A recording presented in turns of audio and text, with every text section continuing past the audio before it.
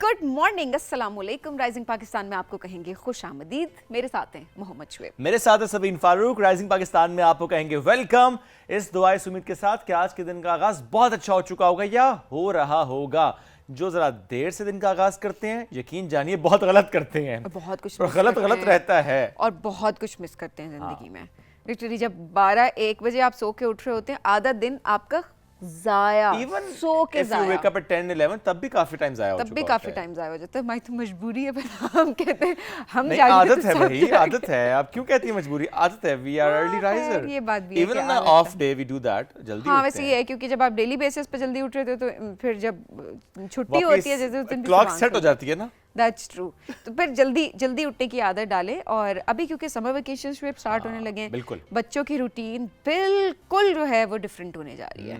That's very important कि बच्चों की रूटीन आपने खराब नहीं होने मैं कहता देनी। हूँ थोड़ी सी रिलैक्सेशन दें जरूर। ये भी नहीं है कि आप बिल्कुल ही रिलैक्सेशन ना दें, बिल्कुल दें थोड़ी बहुत, लेकिन इतनी ज्यादा भी ना दें कि 12-1 कि वो डिसिप्लिन बिल्कुल खराब हो जाए। हाँ, इतना लेट उठे, फिर नाश्ता नहीं कर रहे, फिर लेट नाश्ता हो रहा है, पूरा दिन एक तो ज़ाहिर खराब हो रहा है उनका। फिर वो रात को देर से सोएंगे, जब वो रात को देर से सोएंगे तो ज़ाहिर आपको भी जागना पड़ेगा उनके साथ। समहाउ आप जाग रहे होते हैं, अगर बच्चे आपके छोटे हैं तो। हाँ, बच्चे बड़े हैं तो फिर समहाउ मैनेज हो जाता है, बट स्टिल अनअटेंडेड ज़ाहिर बच्चों को आप नहीं छोड़ सकते। आप आजकल का दौर भी ऐसा है, फिर आपको देखना होता है, उनकी रूटीन मैनेज करनी होती है। तो दैट्स हाउ इट इज़ कि आप थोड़ा सा मैनेज करें।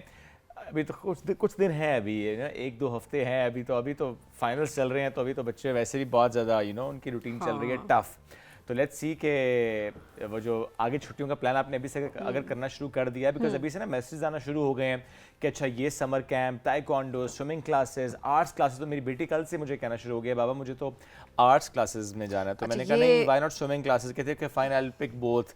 तो अब उसने कहा सेट कर लेंगे, पहले स्विमिंग और फिर आर्ट्स, से पहले आर्ट्स और फिर स्विमिंग। ये बड़ी पॉजिटिव चीज़ है कि बच्चे खुद से कह रहे हैं कि हमें आप इनरोल कराएं इस तरह की एक्टिविटीज़ में। अदरवाइज बच्चे भाग रहे होते हैं इन एक्टिविटीज़ से आजकल। वो कहते हैं कि बस हमें आप किसी भी तरह जो है वो सिर्फ रिलैक्सेशन दे दें, कुछ ना करवाएं, कहीं नहीं जाना, बस फ़ोन दे दें, टीवी दे दें। ये बड़े मसले हैं। तो यू आर ब्लेस्ड कि अगर आपकी बेटी आपको खुद कह रही है, आपका बच्चा आपको खुद कह रहा है कि मुझे एनरोल कराएं आप आर्ट्स क्लास में अपने इंटरेस्ट के हिसाब से। लेकिन बच्चों की बिल्कुल मत सुने। अगर वो आपको ये कह रहे हैं कि हमें सिर्फ टीवी देखना है या हमें सिर्फ मोबाइल इस्तेमाल करना है, मैं कुछ नहीं करना, कहीं ना कहीं तरीके से उनको एनरोल करवाएं। लेकिन किसी ऐसी जगह पे जहाँ से वो कुछ सीखें भी, प्रोडक्टिविटी उनकी बढ़े, फोकस उनका बढ़े। क्योंकि ये जो सोशल मीडिया है इसकी वजह से, या गेम्स की अगर हम बात करें, जो ऑनलाइन गेम्स हैं, इनकी वजह से बच्चों का जो फोकस है वो बहुत ज़्यादा ख़राब हो चुका है। सो कोई ऐसी एक्टिविटीज़ में बच्चों को इन्वॉल्व करें जहाँ पर उनका फोकस, क्रिटिकल थिंकिंग वो बहुत अच्छे तरीके से डेवलप हो। बिल्कुल ऐसा ही है। और कल का दिन, उसकी छोटी सी बात कर लेते हैं। सिविल अवार्ड सेरेमनी कल जो सजी, प्रेसिडेंट हाउस इस्लामाबाद में भी, गवर्नर हाउस कराची में भी, इसी तरह हर सूबे में, इवन गिलगित बल्तिस्तान, वहाँ पर भी इस तकरीब का इनेकाद किया गया। वो चाहे एजुकेशन की फील्ड हो, लिटरेचर की फील्ड हो, मीडिया की डोमेन हो, स्पोर्ट्स हो। आला कारकर्दगी के एतराफ़ में हुकूमत पाकिस्तान ने जो सिविल अवार्ड से नवाजा था, जिसका ऐलान बहुत पहले हो चुका था, कल उनको अवार्ड्स दिए गए, सजाए गए हैं। अब लिस्ट बहुत लंबी, इसलिए मैं सबके नाम ले नहीं सकता, but Hilal Imtiaz, that's the second highest civil award जो कि शाहिद अफरीदी साहब को मिला, और कुछ और लोगों को भी ज़्यादा अवार्ड्स मिले। इसी तरह से हमारे जो मीडिया का शोबा, इसमें भी बहुत से एंकर्स जिनको ये अवार्ड दिया गया। तो कॉन्ग्रेचुलेशंस टू एवरीबडी जिसको ये अवार्ड मिला है। और इसमें हमारे जो ड्रामा इंडस्ट्री है, फजीला काजी साहिबा हों, सवेरा नदीम साहिबा, बहुत से और नाम हैं जिनको इस अवार्ड से नवाजा गया है। तो कॉन्ग्रेचुलेशंस वंस अगेन। और इसके साथ अब बात कर लेते हैं एक ऐसे इवेंट की जो कि अब स्टार्ट हो चुका है। सो टूरिज़्म के शौकीन लोग जो कल्चरल टूरिज़्म में बहुत ज़्यादा बिलीव करते हैं, बहुत ज़्यादा इन्जॉय करते हैं, और इसमें इस इवेंट जिसकी हम बात करने वाले हैं, तो फॉरेनर्स बहुत ज़्यादा इंटरेस्टेड होते हैं। और ये है चित्राल के इलाके कैलाश में जो कबीला है, अपने रिवायती जो उनका एक त्यौहार है चिलम जोश या चिलम जोशी, उसका आगाज़ हो चुका है। ये उनका मजहबी त्यौहार है, कल्चरल त्यौहार है, जिसमें रंगीनियाँ होती हैं, जिसमें डांस होता है, और बहुत ज़्यादा ये इवेंट जो है वो तवज्जो का मरकज़ बनता है। कल्चर होता है वहाँ का, रंग होते हैं, रक्स होता है, बड़ी खूबसूरती होती है। और हम क्योंकि मैंने कभी इसको नहीं अटेंड किया, आपको मौका मिला है? हाँ, मुझे मौका मिला है। तो मैं चाहूँगी आप ज़रूर अपना एक्सपीरियंस थोड़ा सा शेयर करें। बेसिकली वहाँ पे डिफरेंट जगहों पर जो डांस फ्लोर्स होते हैं, ज़्यादा इंटरेस्ट हमारा वहाँ होता है, क्योंकि ज़रा वो जो पूरी कम्युनिटी वहाँ पर इकट्ठे होती है, और वहाँ पे जिस तरह से वो रक्स चलता है, और उसमें हम कोशिश करते हैं उसमें थोड़ी देर के लिए हम भी घुल मिल जाएं। वो अलग बात है कि मैं कहता हूँ डू रिस्पेक्ट द कल्चर। ज़ाहिर है वो जो स्पेशली जो ख़वातीन वहाँ पर होती हैं, अगर वो कंफर्टेबल नहीं है तो प्लीज़ ये मत करें कि अगर आप जा रहे हैं ग्रुप की सूरत में या एज एन इंडिविजुअल भी, तो आप जब तक कोई कंफर्टेबल नहीं है तो डोंट डू दैट, क्योंकि ज़रा कि उनका त्यौहार है और हर जगह लिखा भी होता है कि उनके इस कल्चर की आपने रिस्पेक्ट करनी है। प्लस वो जो पूरा एक इवेंट वहाँ पे सजा होता है जिसमें बहुत ज़्यादा रश होता है, होटल्स मुश्किल से मिलते हैं वहाँ पर। लेकिन एक अच्छी बात है कि जितने लोग वहाँ पर मकामी लोग हैं वो अपने घरों को इस तरह से उन्होंने सेट किया होता है कि उसमें स्पेसेस रखी होती हैं और उसको अलाउ कर रहे होते हैं। Of course they do charge, but वो अलाउ करते हैं कि वहाँ पर आकर आप स्टे करते हैं, आप अपना कल्चर और करीब से देख पाते हैं, आप इंजॉय करते हैं। सो कैलाश मुझे तो वैसे ही बहुत पसंद है। देखिए ये भी तो टूरिज्म की एग्जैक्टली ये बात है कि लोग अपने घर भी अगर करते हैं तो ये भी बड़ी इंपॉर्टेंट चीज़ है कि आप स्पेशली उन्होंने बनाए इस तरह से होता है ना, सेपरेट स्पेसेस बनाई होती हैं। प्लस ये भी होता है कि वो कहते हैं कि अच्छा हमारे घर में आकर रहें, देखिए हमारा रहन सहन, हमारे खाने। अच्छा वो भी एक एक्सपीरियंस होता है कि आप अक्सर जब किसी दूसरे मुल्क भी जाते हैं ना तो होस्ट फैमिलीज का बड़ा एक कॉन्सेप्ट होता है कि आप उस फैमिली के साथ स्टे करते हैं। कहीं भी आप कल्चर प्रोग्राम पे भी जाएंगे तो वो होता है कि 1 हफ्ते का, 5 दिन का, 10 दिन का स्टे जो है या उससे भी ज़्यादा स्टे दिया जा रहा होता है, सो दैट आप एक्सपीरियंस कर सकते हो कि रहन सहन कैसा है, क्या तौर त्यौहार है। तो इसी लिहाज से इस इलाके की भी अगर हम बात करें तो वहाँ पर भी आप उनका रहन सहन देख सकते हैं। बड़ी बड़ी ही खूबसूरती जो इमेजेस हमारे पास आते हैं ना, जो दिल करता है वहाँ पहुँच जाए। आई रियली विश कि कभी मैं अटेंड कर सकूँ, जा सकूँ। मैं आपको ज़ाती तौर पर एक मशवरा ये दूंगा कि आप अपनी क्लास नहीं गई, यू मस्ट गो इवेंट के अलावा जाइएगा। इवेंट पे रश बहुत ज्यादा होता है, थोड़ा सा वो वैसे रशी फर्स्ट होता टाइम है। जो है आपने अगर कल्चर एक्सपीरियंस करना है, जगह को तो देखना आप ऐसे वक्त में जाएं, ऑफ सीजन जाएं। सही। अच्छा वैसे उनका हर सीजन बड़ा डिफरेंट है, क्योंकि देखिए अभी जो ये इस वक्त सीजन स्टार्ट हो रहा है स्प्रिंग या समर की हम बात करें, जरा उसको वेलकम भी कर रहे हैं। बट अदरवाइज अगर आप वहाँ विंटर्स में भी जाएंगे तो इट्स डिफरेंट। वहाँ का विंटर बहुत प्यारा है, because I have experience almost all season. वहाँ का ऑटम बहुत खूबसूरत है। जिस तरह से वहाँ पे मैं तो हमेशा कोशिश करता हूँ, जो पॉड्स मुझे बहुत पसंद है, दरिया के बिल्कुल साथ हैं, आई जस्ट लव दैट। लेकिन अदरवाइज भी आप जब भी जाएं, मैं सजेस्ट करूँगा अगर आप फर्स्ट टाइम जा रहे हैं तो आप ऑफ सीजन जाएं जब रश ना हो और सिर्फ आप वहाँ का कल्चर देख सकें। बिकॉज अदरवाइज ये होता है कि वहाँ के मकामी लोग कम और आपको आउटसाइडर ज़्यादा नजर आते हैं। That's why I am saying चलें ये फिर अच्छा है कि मैं ऑफ सीजन, हाँ मैं ज़रा ऑफ सीजन जाके ट्राई करूँगी और फिर आप जरूर जाएं इवेंट्स पे। अच्छा हम ये भी चाहेंगे जो लोग वहाँ पर मौजूद हैं, आप भी हमें वीडियोस पिक्चर्स आप शेयर ज़रूर करें थ्रू आउट। हो सकता है हम ऐसे देख के खुश हो जाएं या कोई ऐसी वीडियो या पिक्चर है जिसको हम अपने शो में भी आगे चला सकते हों, सो दैट जो लोग नहीं जा सकते वो एटलीस्ट जो है इसका नज़ारा कर सकते हैं, उन रंगों को यहाँ बैठ के महसूस कर सकते हो। बट अगेन जो शुएब ने बात की कि जस्ट मेक श्योर कि वहाँ पर कोई भी शख्स, कोई भी खातून आपके कैमरे से अनकम्फर्टेबल ना हो रही हो, बिकॉज ये नहीं कि आप बस वीडियो बना रहे हैं, पिक्चर्स बना रहे हैं एंड देन यू शेयर, आप हर जगह पे आप उसको शेयर करें, तो दैट्स नॉट राइट। प्राइवेसी का, कल्चर का, उस जगह के तकद्दुस का बहुत ख्याल रखना हम सबकी जिम्मेदारी है। और कल्चर को लेकर, उनके रिलीजन को लेकर, उनके रहन सहन को लेकर किसी भी हवाले से किसी सुनी सुनाई बात पे मनगढ़ंत कहानियां ऐसी मैं please don't do that please, क्योंकि वो जो फिर वहाँ के लोग डिस्टर्ब होते हैं इस वजह से। नहीं वो फिर जस्टिफिकेशंस दे रहे होते हैं, बता रहे होते हैं कि नहीं ये ऐसी चीज़ नहीं थी, हमारे बारे में ऐसा कहा गया, हमारा ऐसा कोई रवाज नहीं है, या अगर कोई रवाज लेट्स सपोज है भी जिससे आपको कोई नुकसान नहीं पहुंच रहा तो लेट इट बी। वो उस जगह का, उन लोगों का एक कल्चर है, उनका एक रवाज है, सो वो उनको वो रिचुअल्स फॉलो करने दें, इसमें कोई नुकसान नहीं है किसी का, वो जाए। चले कोई मसला नहीं। सो रिस्पेक्ट करें कल्चर की। हम एक ब्रेक की तरफ बढ़े, ब्रेक से वापस आएंगे, रहिए हमारे साथ। ये है राइजिंग पाकिस्तान।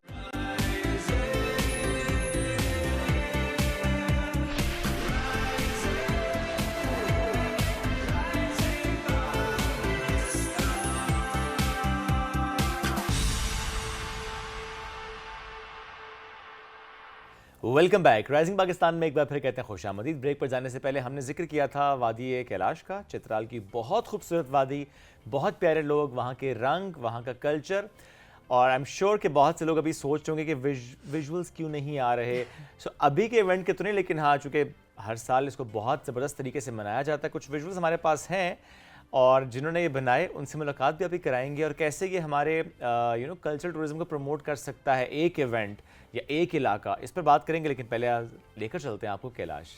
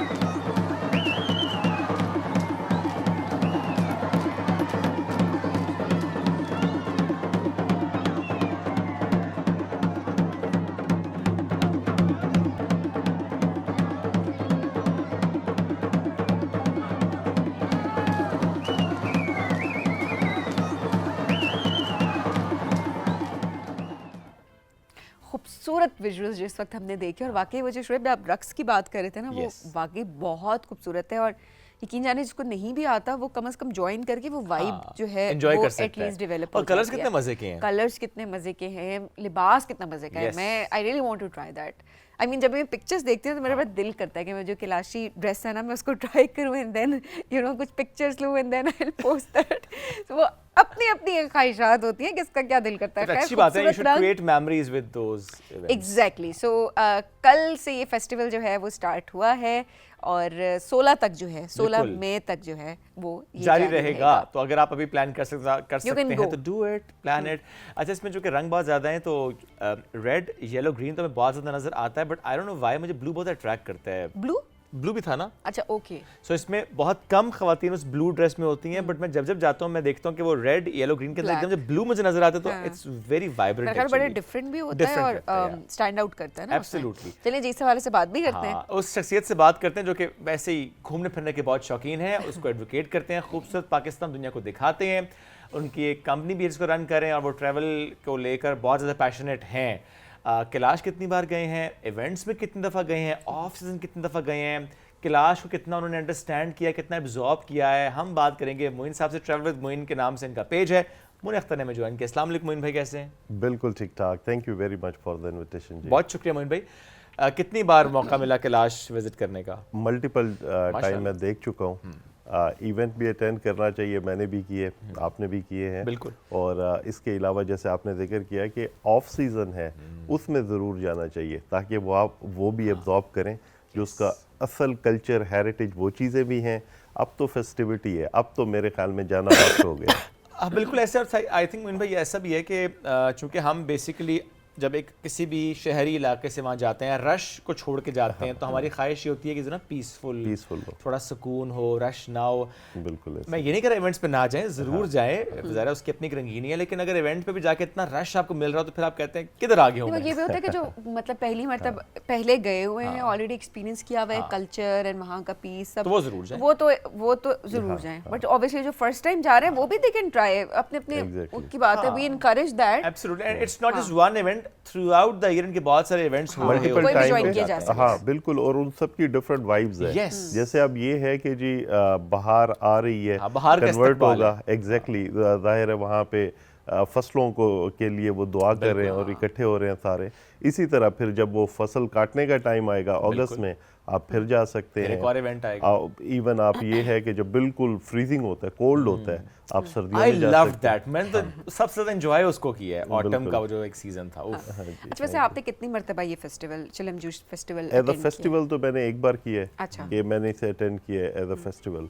अदरवाइज मुझे वैसे जाना पसंद है, जैसे शोएब भाई ने जिक्र किया कि आप जाएं जब बिल्कुल पीसफुल हो, वहाँ के आपको गांव आप फील करें Yes. कि जो उनका कल्चर है। फिर आप, क्योंकि जाहिर है चंद ही लोग होते हैं, उस टाइम में आप उनसे मिलते भी हैं, आपकी बात भी होती है और आप उनमें आप खुद भी थोड़ा सा वो चीज़ें एब्जॉर्ब करते ऐसे ही है। घुल मिल हैं। इसमें हाँ, जैसे अब फेस्टिवल है देखने के हवाले से, एंजॉय करने के, क्योंकि सेलिब्रेशंस है, फेस्टिविटी है, इसकी अपनी रौनक है। ये भी ज़रूर करना चाहिए, आपको मौका मिले आप ज़रूर जाएं, मगर मुख्तलिफ उसकी वेरिएशंस हैं, वो सारी इंजॉय करें। Exactly. और थोड़ी सी मैं बात आज ये जरूर करें मोइन भाई कि इस एक इवेंट से, एक तो पहले ये सवाल मैं जरूर रखूंगा कि देखें बहुत से इवेंट्स इनके और भी हैं, क्या वजह है कि सबसे ज़्यादा मशहूर जो है ना इंटरनेशनल लेवल पे वो चिलम जोशी फेस्टिवल है, कि फॉरेनर्स तक आते हैं इस फेस्टिवल को अटेंड करने के लिए।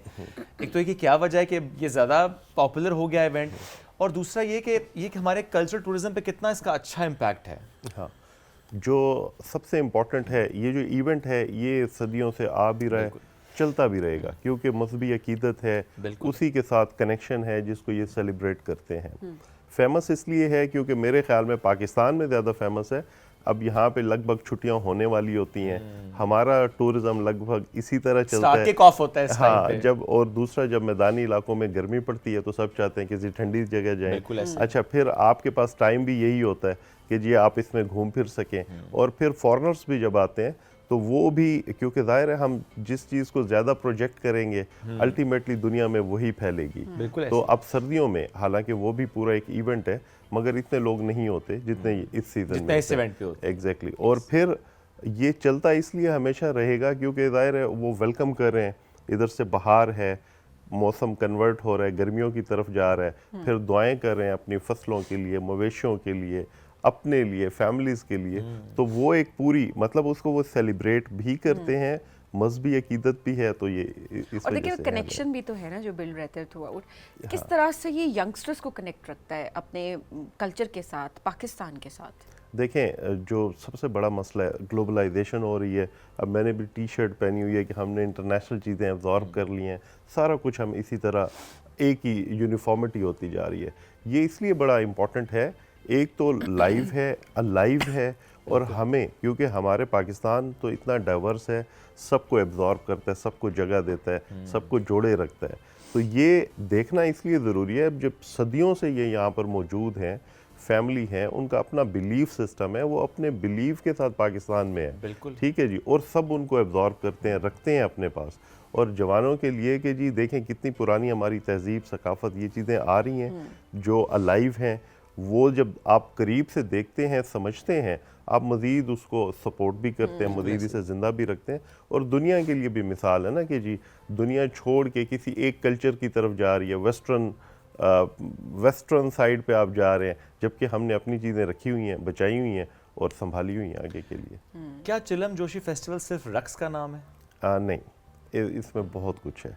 मतलब रक्स तो वो चीज़ है जो आपको, हमें सबको म्यूज़िक सुनाई दे रहा है, वो रक्स दिखाई दे नज़र रहा आ है, रहे हैं। हाँ जी, जब आप उस फेस्टिवल में जाते हैं तो वो जो आप वहाँ से जाके कनेक्ट होते हैं, वो जो उनकी लाइफ है, जो प्योरिटी है, ठीक है जी, आप वहाँ के खाने ट्राई करें तो वो आपको प्योर चीज़ें मिलेंगी।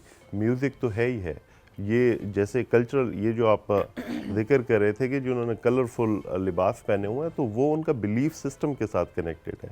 जैसे आप कहें कि जी अगर उसमें रेड है, क्योंकि उनका बिलीफ भी यही है कि जी वो फायर पे बिलीव करते हैं, एयर पे बिलीव करते हैं, ब्लू विद द वाटर, तो वो जो कनेक्शंस हैं वो आपको उनके लिबास में भी नज़र आते हैं। और वो रक्स भी बड़ा डिसेंट महज़ब किस्म का, ऐसे कि आप चाहें कि जी that's a decent one, absolutely, वो उन्होंने रखा हुआ है जी। मोइन भाई, आई एम नॉट श्योर कि जब मेरे बच्चे जवान होंगे तो क्या उनको ये फेस्टिवल मिलेगा या नहीं। वाई एम सेइंग दिस, क्योंकि हम देख रहे हैं कि आहिस्ता आहिस्ता वो कम्युनिटी अब सुकड़ती चली जा रही है।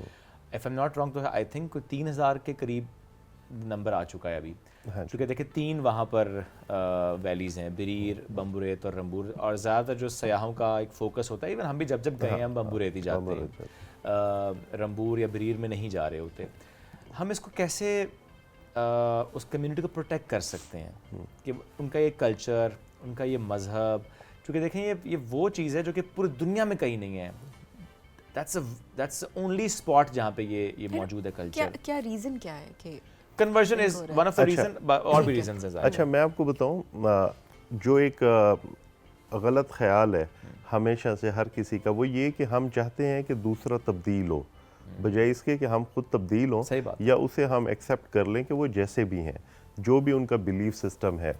अब वो एक कम्युनिटी है, उनका अपना बिलीफ है, ज़ाहिर है हमसे मुख्तलिफ है। इसका मकसद ये नहीं कि उसमें कोई गलती है या वो हमारे बिलीफ पे आ जाएं। ये बिल्कुल उसी तरह है जैसे वो डिमांड करें कि जी आप सब वो सोचें जो वो चाह रहे हैं। तो हमें एज अ नेशन भी मिल के प्रोटेक्ट भी करना है, और इस बात को मेरे ख्याल में तवज्जो देनी चाहिए कि हम जैसे वो हैं, जैसे वो रहना चाह रहे हैं, हम उन्हें रहने दें और बढ़ने दें, बजाय इसके कि हमारा फोकस हो। सोशल मीडिया पे भी चल पड़ती हैं बातें कि जी हम इनको कन्वर्ट करें या इनको अपनी तरह करें। मतलब वो अगर इतने साफ़ सुथरे माहौल में रह रहे हैं तो ज़रूरी है कि हमने उनको भी पोल्यूट करना है। फोर्सफुली कुछ नहीं होना चाहिए। हाँ। बाकी जिसकी जो मर्जी हो वो उस हिसाब से चले, अपनी विल के हिसाब से। वो उस पर डिपेंड करता है कि वो उसी कल्चर में रहना चाहता है या वो किसी दूसरे कल्चर को अडैप्ट करना चाहता है, but obviously it should not be forced at all. नहीं, आई थिंक इसमें हमें थोड़ी सी बातें ज़रूर करनी चाहिए कि देखें रिलीजन मुख्तलिफ है और कल्चर मुख्तलिफ है। यहाँ पे हमें ना एक लाइन ड्रॉ करनी पड़ेगी। हम इस वक्त बात कल्चर की कर रहे हैं, क्योंकि सभी ने बड़ा अच्छा कहा, देखिए इट्स योर चॉइस, आपकी ज़ाहिर आप आज बढ़ते हैं आगे, सीखते हैं, समझते हैं। वो जो कल्चर है मैं उसकी बात करूँ कि उसको कैसे हम इंटैक्ट रख सकते हैं। हाँ, वहाँ पे उसी कम्युनिटी में गवर्नमेंट कुछ काम ज़रूर कर रही है कि उनको एक्सेस दे रही है, फैसिलिटीज़ दे रही है। देखें, सबसे बड़ी चीज़ है कि वहाँ पे एम्प्लॉयमेंट, रोज़गार, ये चीज़ें हों कि वो वहाँ पे रहें, वो अपना कल्चर और चीज़ें छोड़ के दूसरी जगह शिफ्ट ना हों। एक फिर बहुत सारी अच्छी NGOs हैं जो वहाँ पे काम कर रही हैं कि उनकी एजुकेशन पे, हेल्थ पे, जो इंसान की बुनियादी ज़रूरियात हैं कि वो उनको वहाँ पे मिलें और वो अपने कल्चर के साथ जुड़े रहे और उनको मोहब्बत भी हो कि जहाँ पे वो रह रहे हैं वो ठीक रह रहे हैं। जब वो छोड़ के अगर वो इस्लामाबाद, लाहौर, कराची शिफ्ट हो जाएंगे तो नेचुरली वो यहाँ की चीज़ें अडॉप्ट कर लेंगे। तो हमें as a government, as organisations, as a individual, हम सारे जब मिल के उसके सपोर्ट करेंगे, इनकरेज करेंगे तो वो कल्चर सस्टेन करेगा। अदरवाइज़ आपका जितना भी बिलीफ सिस्टम हो, वक्त के साथ वो ज़ाहिर है कल्चर कमज़ोर होने लग पड़ता है कि जी लोग मुख्तलिफ चीज़ों को अडॉप्ट करते हैं। तो वो हम सबका फ़र्ज़ बनता है कि हम हमारे पास जो सकाफत चीज़ें हैं हम उनकी उसको इंटैक्ट रखें और ये हमने हमेशा प्लीज़। अच्छा, अब ऐसे में सोशल मीडिया कितना किरदार अदा कर सकता है? स्पेशली हम किसी कल्चर को अब जिंदा रखने के लिए बड़ा ज़रूरी है कि कनेक्टेड रहें। कनेक्टेड इसी तरह से हैं लोग कि वो डिजिटल पे जो है वो बहुत अच्छे से उसको दिखाया जा रहा हो। क्या इसको कितना बेहतर और किया जा सकता है, और क्या अभी भी जस्टिस कर रहे हैं हम लोग? आए दिन पता नहीं क्या क्या चीज़ें हम स्क्रॉल कर रहे होते हैं, अपलोड कर रहे होते हैं, तो क्या हम अपने कल्चर को भी उसी तरह से, हमारे फेस्टिवल्स को भी प्रमोट करते हैं डिजिटल? देखें, social media is very important, locally भी, इंटरनेशनली भी, क्योंकि हमारे जैसे मेन स्ट्रीम मीडिया है एक हद तक कनेक्टेड है। जैसे कोई आपके फॉरेनर्स जब बाहर के लोग आते हैं वो अपनी लैंग्वेजेस में अपने तरीके से उसको बयान करते हैं, तो वो अक्रॉस द वर्ल्ड ज़रूर जाता है। ये ज़रूर है कि रिस्पॉन्सिबली हम जो उनके बारे में बता रहे हैं वो हकीकत भी हो, दुरुस्त भी हो। ये नहीं कि जी व्यूज़ के चक्कर में, रीच के चक्कर में आप उसको एग्जिजरेट करें या मिस इन्फॉर्मेशन फैलाएं। अच्छा, ये जो आपने बात की ना मिस इन्फॉर्मेशन की, अभी हम शुएब और मैं भी ज़रा ओपनिंग में भी हम ज़रा इस बारे में बात कर रहे थे कि कोई भी वहाँ से हो के आया है या वहाँ पे नहीं गया, अभी अपलोड कर रहे होते हैं, चीज़ें शेयर कर रहे होते हैं जो कि उसमें फैक्ट्स नहीं होते, गलत इन्फॉर्मेशन शेयर गलत इन्फॉर्मेशन वो और शेयर कर रहे होते अजीब हैं। से उसमें कैप्शंस होते हैं, अजीब अजीब से उसमें थंबनेल्स बने होते हैं जिसका कोई कंटेंट से ताल्लुक भी नहीं होता, झूठ पर मबनी होता है, झूठ पे होते हैं। और वो सिर्फ टेम्पटेशन पैदा करने के लिए जी कोई वीडियो उनकी खोल के देखे कि उसमें है क्या, उसमें ऐसे गलत बातें फिर वो फैल जाती हैं। देखिए, उन्होंने तो चले आपको चंद व्यूज़ मिल गई, फिर उस कम्युनिटी के बारे में आपका मिसकंसेप्शन बन जाता है। अब आप अगले चंद दिनों में देखेंगे तो वहाँ की सिर्फ शादियाँ डिस्कस हो रही होंगी कि कैलाश की लड़की है और वो शादी का क्या तरीक़ाकार है, जबकि देखें वहाँ की फूड है, वहाँ के डांसेस हैं, म्यूज़िक है, और भी बहुत सारी चीज़ें जिनके बारे में बात होनी चाहिए। और वो भी जो शादी का कॉन्सेप्ट या जिस तरह से वो प्रोजेक्ट होता है वो भी 90% गलत तरीक़ों से मुख्तलिफ यूट्यूब चैनल्स हैं या आप कहें फेसबुक, तो वो उसको इसलिए प्रोजेक्ट करते हैं कि जी उनको व्यूअरशिप मिले, और व्यूअरशिप भी कंफ्यूज के जी असल हकीकत तो ये, जैसे आप अटेंड करके आए हैं तो आप जानते हैं कि यार वो प्योरिटी के साथ रह रहे हैं, आप उसको कुछ और प्रोजेक्ट कर रहे हैं। और किसी भी चीज़ का अगर वो कुछ भी करते हैं तो उसका एक कॉन्टेक्स्ट होगा, इट्स देयर चॉइस, इससे आपको कोई नुकसान नहीं पहुंच रहा, चाहे वो कुछ भी करे। हम यही बात कर रहे होते हैं कि कुछ भी फोर्स जो होता है वो होना भी नहीं चाहिए। आप वहाँ के रंगों को डिस्कस करें, आप वहाँ के इलाके को डिस्कस करें, आप वहाँ के लोगों को डिस्कस करें कि उनका रहन सहन, आप वहाँ के लिबास को सेलिब्रेट करें कि कितना खूबसूरत, जो हम पहले बात कर रहे थे, आप उस बारे में बात करें। सो हमने कल्चर के पर्सपेक्टिव से बात करनी है, ना कि ये कि हर चीज़ को हमने क्रिटिकली देखकर उस पर अपना एनालिसिस देना हम पे। अब सोशल मीडिया का मसला एक सबसे बड़ा यही हो चुका है कि हमें लगता है कि हम क्रिटिक है और हमें बात करनी ही करनी है, चाहे हम उसका बैकग्राउंड पता हो या ना हो, चाहे हम वहाँ पर गए या नहीं गए, लेकिन हमने ये फ़र्ज समझ लिया है कि अब वहाँ पर freedom of speech and expression है, तो हम किसी भी कम्युनिटी के बारे में कोई भी बात जो है वो सोशल मीडिया पे कर देंगे। आप ज़रूर बात करें, विद फैक्ट्स करें। और एज ए पाकिस्तानी हमारी जिम्मेदारी है कि हम स्पेशली जब हम कैलाश की बात करें तो हमें उसको सपोर्ट इस तरीके से करना है कि हमने उनके कल्चर को, उनके रंगों को, उनके त्योहारों को, उनकी रवायात को दुनिया तक पहुंचाना है। जो कि हम उनमें देखते हैं किसी भी अपने इंटरनेशनल इवेंट में जहाँ पाकिस्तान की रिप्रेजेंटेशन होती है, हमारी कोशिश होती है कि हम वहाँ पे कैलाश का रंग ज़रूर दिखाएं, वो चाहे किसी पेंटिंग की फॉर्म में हो, चाहे कुछ लोग वहाँ पर हम लेकर जाएंगे, हमारी कोशिश होती है। तो हमारी कोशिश ये है कि हम इंटरनेशनल लेवल पे और इसको प्रमोट कर सकें ताकि और टूरिस्ट आ सकें। बस लास्टली कमेंट इस पर ज़रूर कीजिएगा कि चूँकि पाकिस्तान का पोटेंशियल बहुत ज़्यादा है टूरिज़्म का, स्पेसिफिकली जब हम कल्चरल टूरिज़्म की बात करेंगे या रिलीजियस टूरिज़्म की बात करें तो ये एक ऐसा स्पॉट है जो कि सिर्फ पाकिस्तान के पास है। सो हम इस पर और किस तरह बेहतर काम कर सकते हैं कि और ज़्यादा टूरिस्ट आएँ इस तरफ? अच्छा, एक तो फैसिलिटीज़ सबसे इम्पॉर्टेंट ये है कि इस इलाके में ख़ास तौर पे जब मज़ीद इंफ्रास्ट्रक्चर, इंटरनेट कनेक्टिविटी सबसे इम्पॉर्टेंट, रोड नेटवर्क, वहाँ पे जाके 5 स्टार किस्म की फैसिलिटीज़। और इस टाइम जब ये आपका इवेंट हो रहा है तो आपकी फ़्लाइट्स भी नहीं चल रही, ठीक है। तो आपका वो जो रोड ट्रैवल है, because of weather, not because of weather, availability नहीं है। हाँ जी, स्केड्यूल ही नहीं है। चित्राल के लिए फ़्लाइटें ऑपरेट ही नहीं होती। तो ज़्यादा देखेंगे तो पोटेंशियल भी एयरलाइंस के पास कि आप अपनी फ्लाइट्स को ऑपरेट करें, बिल्कुल उन रूट्स पे ऑपरेट करें, बिकॉज और स्पेशली इस सीज़न में जबकि सीज़न किक ऑफ हो चुका है, चित्राल के लिए, गिलगित के लिए, चूँकि ज़ाहिर है ये वो इलाके हैं जो कि हमारे ज़्यादा हमारा फोकस रहता है कि हम इस तरफ जाएं। आई मीन बिजनेस That's कौन why I'm छोड़ता saying है? choice है। मनबे, थैंक यू सो मच, वक्त पल मुख्तसर था, थैंक यू सो मच। और आप माशाल्लाह हज पे जा रहे हैं, अल्लाह हाँ आपकी जी, इस सफर को इंशाल्लाह। बहुत कामयाब करे और सबको बड़े दुआओं में खूबसूरती के याद साथ आप जरूर करें। रखें, स्पेशली ज़रूर। पाकिस्तान को दुआओं में याद इंशाल्लाह। रखें। थैंक यू सो मच भाई, इंशाल्लाह मुलाकात होती रहेगी। एक ब्रेक की तरफ बढ़ेंगे, ब्रेक से वापस आएंगे, रहिए हमारे साथ। ये है राइजिंग पाकिस्तान।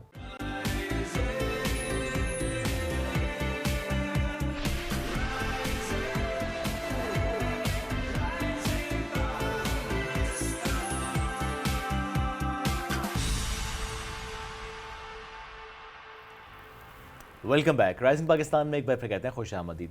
क्या वाकई हमारे बच्चे अब जल्दी बड़े हो रहे हैं? क्योंकि जब किसी भी इशू के साथ हम डॉक्टर के पास जाते हैं तो पहला जो सवाल होता है वो ये होता है उनके खाने से मुताल्लिक, उनकी हैबिट से मुताल्लिक। और ये सवाल तक अच्छा है जो इनकी एज है उसके हिसाब से इनकी बॉडी नहीं है। फॉर एग्जांपल मैं अपने बेटे की बात करूं, उसके वो दांत भी निकल आए जो कि उस एज में नहीं निकलने चाहिए थे। डॉक्टर ने कहा कि it's just because of food, it's because of hormones. बेटी के हवाले से भी बात करें तो बॉडी चेंज होना शुरू हो जाती है आपकी। कभी होता है ना कि अब आई डोंट नो, अब ज़ाहिर है हम एक्सपर्ट से ज़रूर पूछेंगे, बट ये कि कोई भी डाइट हमारी उस तरीके से नहीं है। स्पेशली अगर आप सिर्फ मुर्गी की बात कर लें, हम चिकन बच्चों को देते हैं, हम कहते हैं उसको जो टीके लगाए जाते हैं वो जो हार्मोन्स होते हैं उससे जो है आपकी बॉडी ट्रिगर करती है। ये एक बहुत कॉमन इस पे बात होती है ना, इस पे नॉर्मली बात होती है, बट यू नेवर नो कि क्या ऐसी चीज़ें हैं हमारी फूड में जो कि हमारे बच्चों को नहीं खानी चाहिए जिससे मसाइल पैदा ना हो। और बात ये कि सबीन, जब आपके हर तरफ फूड ही ऐसा है, प्रोसेस क्या फूड बहुत ज़्यादा है। अब देखिए स्कूल में जाते हैं, अगर लंच आप लेकर जा रहे हैं, नहीं दिल चाह रहा आपके बच्चों का खाने का, वो कैंटीन से कुछ लेके खा लेंगे। वैसे भी देखिए ना, पिज़्ज़ा, बर्गर, एवरीथिंग सम हाउस में प्रोसेस फूड तो होता है। सो ऐसे में वो जो बच्चों पे इम्पैक्ट आ रहा है, आज इस पर हम एक्सप्लोर करेंगे और क्या कर सकते हैं हम। और जो अर्ली प्यूबर्टी वाला मामला है गर्ल्स में भी और बॉयज़ में भी, ये कितना ज़्यादा कॉमन होता चला जा रहा है, इस पर आज हम बात करेंगे। मैं ज्वाइन किया है डॉक्टर हफ्सा नज़ीर साहब ने हमें ज्वाइन किया है, न्यूट्रिशनिस्ट हैं। अस्सलाम वालेकुम जी, कैसी हैं आप? इनके ना इंस्टा पे हम देख रहे थे ना कि डीएन हफ्सा नज़ीर ना, तो बहुत टाइम हमें बहुत टाइम तक ना हम डॉक्टर हफ्सा नज़ीर डीएन, तो मैंने कहा देखा बड़े मज़े के वर्ड्स भी आ गए। And then you should know कि एक्सपर्टीज जो है वो उस लिहाज से हम भी आज हमारे लिए डॉक्टर ही हैं, हमारे लिए डॉक्टर, कोई भी हमें कुछ सिखा दे हम कहते हैं डॉक्टर। खत्म बात। Thank you so much. कैसी हैं जनाब? अल्हम्दुलिल्लाह, ज़बरदस्त। ये जो सबीन में बात करते हैं, क्या वाकई ये जो अर्ली प्यूबर्टी का मामला है, बच्चे जल्दी जो बड़े हो रहे हैं, जो बॉडी चेंजेस आ रहे हैं, it's just because of diet? और क्या इसमें एक मासूम मुर्गी को कसूरवार ठहराना ठीक है? हाँ, बहुत सारे फैक्टर हैं। अच्छा, मेरा ख्याल है कि चिकन को, जैसे सबीन ने कहा कि इंजेक्शंस लग रहे हैं, वो एक बहुत बड़ा फैक्टर हो सकता है। लेकिन देखें, एक लो मीडियोकर फैमिली, अगर हम ये मैसेज देंगे कि चिकन नहीं खाना, कुछ ऐसी फैमिलीज़ हैं जो कि मीट अफोर्ड ही नहीं करते, उनके पास सिर्फ सोर्स ऑफ मीट जो है वो एक चिकन है। अगर उनके घर में जो है वो वीक में 2 दफ़ा चिकन आता है, वो सालन बना के खाते हैं, तो वो किसी हद तक ठीक है। लेकिन मेरा ख्याल है कि चिकन किस मेथड से बन रहा है वो ज़्यादा इंपॉर्टेंट है। एक फैमिली है जिसके बच्चे डेली चिकन किस फॉर्म में खा रहे हैं, बर्गर्स की फॉर्म में, नगेट्स की फॉर्म में, पिज़्ज़ा की फॉर्म में, तो मेरा ख्याल है कि वो जो प्रोसेस्ड मेथड्स है ना, वो ज़्यादा इफ़ेक्ट कर रहा है एज़ कम्पेयर टू हम रॉ चिकन की बात करें। तो उसके अलावा भी बहुत सारे फैक्टर हैं आजकल अर्ली प्यूबर्टी की तरफ जो लेके जा रहे हैं। उसमें सबसे पहला फैक्टर जो मैंने गर्ल्स में ऑब्जर्व किया है, मैं स्कूल से जब बच्चों को पिक करने जाती हूँ, बेटियों को, तो आप यकीन करें 10 ईयर्स की बच्चियाँ मेकअप लगाया हुआ होता है, इतनी तेज़ खुशबू लगाई हुई होती है। मुझे भी वीकेंड पे बेटियाँ कहती हैं कि मम्मा आप हमें ना कोई बहुत तेज़ वाला परफ्यूम लेके दें, हमारी फ्रेंड्स ने लगाया होता है। तो मैं ये स्पेशल मैसेज देना चाहूँगी कि बच्चों को ये बहुत तेज़ खुशबुओं वाले परफ्यूम्स, ये जितनी प्रोडक्ट्स हैं, इवन लोशन, बॉडी वॉशेस, बहुत ज़्यादा ट्रेंड चल पड़ा है। आपको पता है ये आपकी सरफेस पे जम जाते हैं, और जब ये बॉडी वॉशेस आप इनसे नहाते हैं, ये आपकी सरफेस पे जमते हैं, तो ये बहुत सारे थिलेट्स प्रोड्यूस करते हैं, इनमें पैराबेन्स होते हैं जो कि आपकी बॉडी में बहुत जल्दी हार्मोन को पैदा कर रहे हैं। मॉइस्चराइजर जो है ये तो बड़ा कॉमन है ना, हम बड़ा जी support बच्चों भी को लगाते हैं, बिल्कुल। आपने हाँ। बच्चों को कभी भी ये खुशबुओं वाले जो ट्रेंड हैं, बहुत सारे बॉडी वॉशेस और बहुत सारे लोशन, ये नहीं लगाने। सही। बच्चों को हमेशा आप 6-7 साल की उम्र में थलेट फ्री और पैराबिन फ्री जो लोशंस हैं और इसके साथ जो बॉडी वॉशेस है वो लगाएं। साबुन सबसे अच्छी चीज़ है, देसी साबुन लगाएं, वो सरफेस से उतर जाता है। ये बॉडी वॉश पूरा दिन चिपका रहता है, ये बच्चों में भी और बच्चियों में भी हार्मोन को पूरा दिन रिलीज करता है। उसके बाद छोटी छोटी बच्चियां ये काजल लगा लिया, ये थोड़ा सा लाइनर लगा लिया, लिपस्टिक लगा ली, वैसे आए चलते फिरते बेटियों को शौक होता है मम्मा का मेकअप यूज़ करने का। For the time being 2-3 minute के लगाया ठीक है, हाफ एन आवर भी लगाया तो हार्मोन रिलीज हो जाना है बॉडी में। तो ये बहुत बड़ा फैक्टर है। अच्छा, this is something very New. Important. पर और हाँ, ये अंडरस्टैंड करने के लिए। और आपने अपने बच्चों में अर्ली साइन ऑफ प्यूबर्टी बहुत जल्दी नोट करना शुरू करने हैं एज अ मॉम। मैं कहती हूँ कि माओ को बहुत ज़्यादा बेटियों में भी ख्याल रखें कि अगर उनमें साइंस आ रहे हैं मज़ीद चेक करें कहाँ पे प्रॉब्लम है, क्या कोई प्रोडक्ट्स बच्चे ऐसे यूज़ कर रहे हैं या उनका ईटिंग प्रॉब्लम है या उनका स्लीपिंग साइकिल प्रॉब्लम है। तो आपने फ़ौरन से अगर आपको सिग्नल्स आ रहे हैं तो आप अपने बच्चे को थोड़ा सा काउंसल करें। मैंने एज अ मॉम अपनी बेटियों को समझाया, एक दिन उन्होंने गलती से मेरा मॉइस्चराइज़र लगा लिया, वो भागी है मुँह धोने के लिए, कहती है मम्मा हमने आपका यूज़ कर लिया, वो मॉइस्चराइज़र मुँह धो रहे हैं, अब हम जल्दी बड़े तो नहीं हो जाएंगे। मैंने उनको काउंसल किया है कि बेटे आपके हार्मोन्स डेवलप हो रहे हैं, आप बड़े हो रहे हो, यू आर 8 नाउ, अब आपने बहुत केयरफुल रहना है। अगर आप चाहते हो आप टॉल हो जाओ, आपकी अच्छी सी हाइट निकले, उनको शौक है हमने एथलीट्स बनना है, तो आप इन चीज़ों को अवॉइड करोगे। इसी तरह आपने अपने बॉयज़ को भी शुरू से इन चीज़ों पे गाइड करना है, क्योंकि जितनी जल्दी प्यूबर्टी आएगी उतनी जल्दी ग्रोथ सिग्नल स्टॉप हो जाएंगे, ग्रोथ प्लेट्स जल्दी क्लोज हो दोनों के लिए, जाएंगे। बॉयज़ के लिए भी गर्ल्स के लिए भी बहुत ज़्यादा इंपॉर्टेंट है। तो मदर्स की और मतलब पेरेंट्स की काउंसलिंग होनी चाहिए सबसे पहले, कि आप अपने बच्चों के साथ ओपन एंडेड इन टॉपिक्स पे बात करें, बॉयज़ को बताएं अगर उनकी आवाज़ में थोड़ा भारीपन आ रहा है, थोड़ी थोड़ी मूंछें निकल रही हैं या उनकी बॉडी में से एक स्पेसिफिक ऑर्डर स्टार्ट हो जाता है बॉयज़ में, तो आपने उनको भी काउंसल करना है कि बेटा आपकी जेनेटिक तो है एक हाइट फैक्टर, लेकिन आप बच्चे को थोड़ा सा समझाएं कि आपकी बॉडी में जो है ये चेंजेस आ रहे हैं। और आपको पता है जब बॉयज़ में मेल हार्मोन डेवलप होना शुरू होता है तो वो चिड़चिड़े हो जाते हैं, और अगर उनमें अर्ली होना शुरू हो जाए तो हमें लग रहा होता है कि शायद बच्चे बदतमीज़ हो रहे होते हैं। ऐसा नहीं है, क्योंकि उनकी एज नहीं होती हार्मोन डेवलप करने की, वो जहनी तौर पे अभी बच्चे होते हैं, लेकिन उनकी बॉडी में चेंजेस आते हैं, उनका बिहेवियर चेंज होता है, साइकोलॉजिकली उनके ब्रेन पे कुछ ऐसे इफेक्ट्स आते हैं कि उनका बिहेवियर चेंज होना शुरू हो जाता है। तो आपने इन चीज़ों का थोड़ा सा ख्याल रखना है, थोड़ा सा बच्चों को जो है इन चीज़ों से दूर रखें। अच्छा, जो डेयरी प्रोडक्ट्स हैं, हाँ जी, वो उनका कितना इम्पैक्ट होता है? आजकल स्पेशली में तो बच्चों को दूध पिलाएं। मैंने अब जो पीसीओएस का एक बड़ा इशू मैंने देखा है कि जो लड़कियां थोड़ी बहुत बताती भी हैं कि वही जो इंजेक्शन लगाया जाता है और उसके बाद जो दूध पीती हैं उससे ज़्यादातर मैंने देखा है कि उनका ट्रिगर होता है, और पीसीओएस शुरू ही वहाँ से ज़्यादातर उसमें इन्फ्लेमेशन जितनी ज़्यादा, अगर आप पीसीओएस की बात कर रही हैं या हार्मोन ख़राब होने की बात कर रही हैं, फीमेल हार्मोन जैसे ही ख़राब होना शुरू हुआ है आपने फ़ौरन से डेयरी को मिनिमम पे ले जाना है, बल्कि स्टॉप करवा दें फॉर द टाइम बीइंग बच्चियों को, क्योंकि हमें नहीं पता हमारे घरों में जो आजकल दूध आ रहा है वो दूध भी है या नहीं है, नहीं है। स्पेसिफिक स्मेल, ये जून जुलाई में तो बहुत ज़्यादा स्मेल होती है, तो उसमें आप कोशिश करें कि अगर आपको मिल्क की सर्विंग देनी भी है तो आप योगर्ट की तरफ ले जाएं, कि एक सर्व उसमें साथ प्रोबियोटिक्स जो हैं वो बॉडी में चले जाते हैं। मिल्क को डायरेक्टली अवॉइड करवाएं, और दूसरा पनीर का इस्तेमाल थोड़ा सा शुरू कर दें अपनी बच्चियों को, ताकि उनकी जो है वो मिल्क की सर्विंग पूरी हो जाए। और डेफिनेटली जो पीसीओएस में है डेयरी रिस्ट्रिक्ट करेंगे तो ज़्यादा बेहतर है, क्योंकि बॉडी में इन्फ्लेमेशन ट्रिगर होती है, मेन हार्मोन बढ़ना शुरू हो जाता है, एक्नी शुरू हो जाती है। तो अगर आप for the time being dairy stop करेंगे तो ये सिम्टम्स को जो है वो आप for the time being control कर सकते हैं। क्या आप एज ब्रैकेट बता सकते हैं कि अच्छा बच्चियों की इस एज ब्रैकेट में आपको डेयरी प्रोडक्ट्स अवॉइड करवानी है, स्पेशली दूध बंद करना है? एग्जैक्टली, जब आपकी बच्ची जो है 9 to 10 ईयर में जा रही है, स्पेशल बॉडी चेंजेस स्टार्ट हो जाते हैं बच्चियों में आजकल, क्योंकि स्क्रीन टाइम की वजह से थोड़ा सा बच्चे मैच्योर हैं, जल्दी मैच्योर हो रहे हैं। तो आप देखें, वैसे तो इससे हम एक जनरेशन बैक चले जाएं तो तब तो 13-14 में जो चेंजेस आ रहे थे, अब बच्चों में 8-9 ईयर्स में वो चेंजेस आ रहे हैं। तो आप कोशिश करें, आपका बच्चा 8 से 9 साल में जब आ रहा है, स्पेशली गर्ल्स, तो आपने उनको डेयरी कम करवा देनी है, आप उसको 1 से 2 सर्विंग्स पे ले जाएं। ठीक है, इसमें सिर्फ हम दूध दूध को अवॉइड करेंगे, हम योगर्ट दे सकते हैं और हम पनीर दे सकते हैं। ओवरऑल आप बस डेयरी की 2 सर्विंग्स पे ले लें।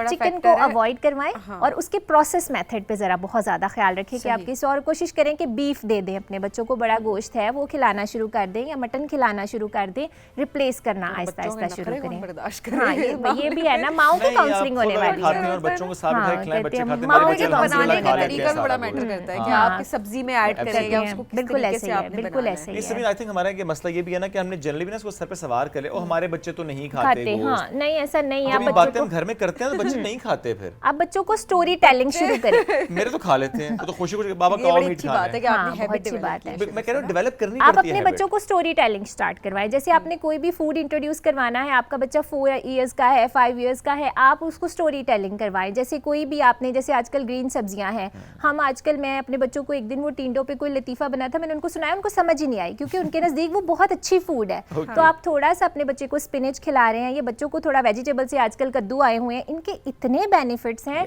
आपको पता है गर्मियों में इतने बच्चों को टाइफाइड कॉमन हो जाता है, गट के इशू, अल्लाह ताला ने ये सब्जियां इसीलिए बनाई हैं इस सीजन में कि आप इन बीमारियों के में जाएं ही ना। तो आप अपने बच्चों को स्टोरी टेलिंग बताएं, थोड़ा सा विटामिन्स का बताएं, बी कम्प्लेक्स का बताएं, इनके आपकी बॉडी पे रोल क्या है। जैसे बॉयज़ बच्चे जो होते हैं उनको शुरू से हीरो बनने का शौक होता है, वो कुछ कैरेक्टर्स हैं उनको बहुत अट्रैक्ट करते हैं, हमने हल्क बनना है या स्पाइडरमैन बनना है। आप उनको ये बताएं कि ये आपको आपकी डेवलपमेंट में किस तरह से रोल प्ले करेंगे, आपको स्ट्रॉन्ग बनाने में। गर्ल्स को थोड़ी सी हमेशा से ब्यूटी अट्रैक्ट करती है, आप बच्चियों को बताएं आपके बाल बहुत अच्छे हो जाएंगे, आपकी लैशेस बड़ी अच्छी हो जाएंगी, आपकी स्किन बड़ी अच्छी आएगी, आप टॉल हो जाएंगी, आपके नेल्स अच्छे लगेंगे। तो बच्चियां खा लेती, बच्चों को थोड़ा सा स्टोरी टेलिंग टाइम बताएं। और दूसरा, हम बीइंग पेरेंट्स, मेरा ख्याल है कि थोड़े ज़्यादा सेंसिटिव हो गए। हमारा बच्चा एक चीज़ नहीं खाता, हम 4 ऑप्शंस और उसको दे देते हैं। हमारे पेरेंट्स तो नहीं देते थे, सॉरी मम्मा पापा सुन रहे होंगे। और हाँ, अब सही करते थे। हाँ, सही पता है करते थे। अब इस बात की रियलाइजेशन होती है कि बहुत अच्छा करते थे, बहुत अच्छा खाना है कि तो यही खाओ, खाना वरना है, जाके नहीं, सो जाओ। हाँ, और सुबह उठोगे तो यही खाना पड़ेगा, यही खाना पड़ेगा। और पड़ेगा। पता था कि यही खिलाएंगे और यही खाना है हम। और आपने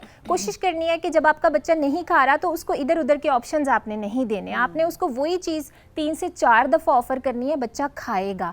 जितना ज़्यादा आप बच्चे को नेचर के करीब रखेंगे, आपके बच्चे की ग्रोथ भी अच्छी होगी, डेवलपमेंट भी। आपको पता है कि बॉयज़ की ग्रोथ प्लेट 26-27 साल की उम्र तक एक्टिव होती है, तब तक उनका कद बढ़ सकता है।